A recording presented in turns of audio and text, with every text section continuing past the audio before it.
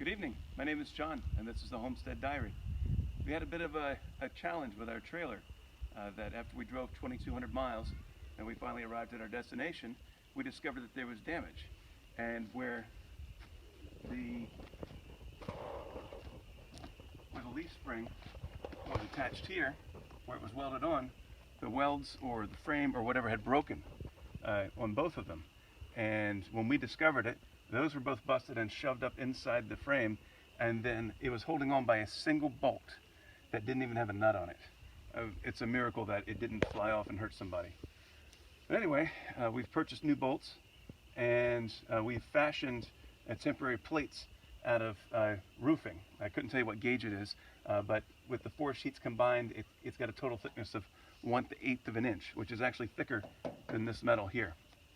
And done that on both sides, and just finishing up, getting ready to put the tire back on. Hopefully that will hold it all the way back to our place where we are retreating from.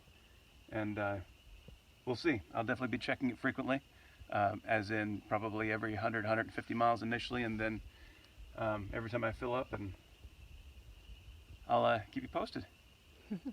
Wonderful. And this actually helps us get materials that we're working on going back and forth from town to bring back materials to the house that we're trying to fix up. So this will eventually go back to get reloaded with things, but initially it'll just be a good vehicle and trailer to use for getting sheetrock and those types of things that we are in need of.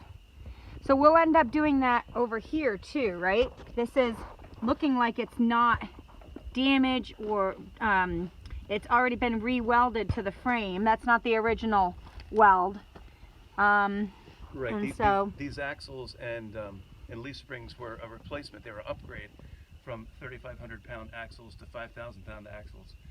But I speculate that because the frame is tubular, that it might be that it was difficult to get a good weld on it. It might have gotten a little bit too hot on the other one.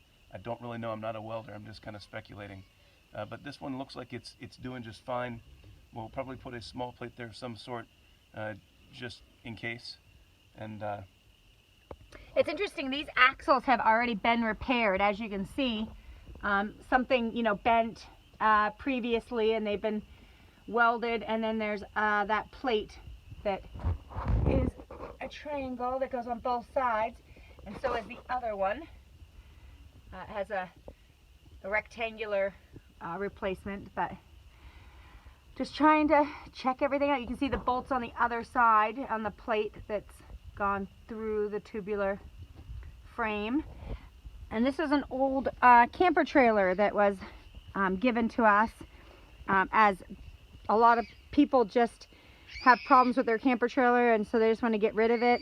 And so we tore it down and created a home-built trailer. So this is what we have to work with for now to get stuff back and forth and back to the homestead, right, Daddy? that's right.